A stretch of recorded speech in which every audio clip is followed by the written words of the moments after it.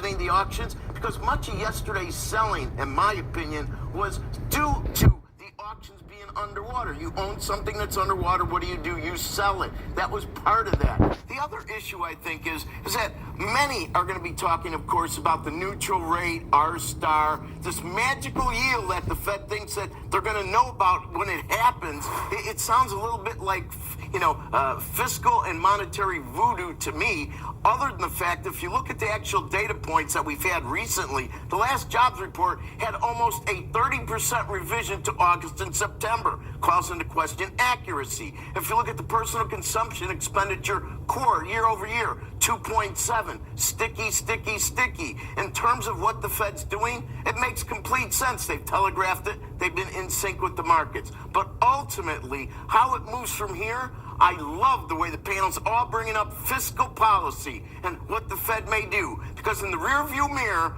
this Fed kept interest rates so low, they definitely were part of the problem with respect to allowing the government to overspend because, heck, zero interest rates is not really costing us anything. That has changed. To find a sudden interest in fiscal policy now, I would scratch my head. We have no idea what the next president, Trump, number 47, is going to do. Much of the talk to get him elected was, as many candidates are, kind of presenting a bunch of issues and how he may move. One thing for certain, look for tax cuts. Another thing for certain, look for many in Congress to continue to not use dynamic hedging and get it all wrong in terms of what the problem is. It's not a revenue problem, it's a spending problem, and maybe that should be one of the first questions. Back to you. Rick, thanks. We appreciate it.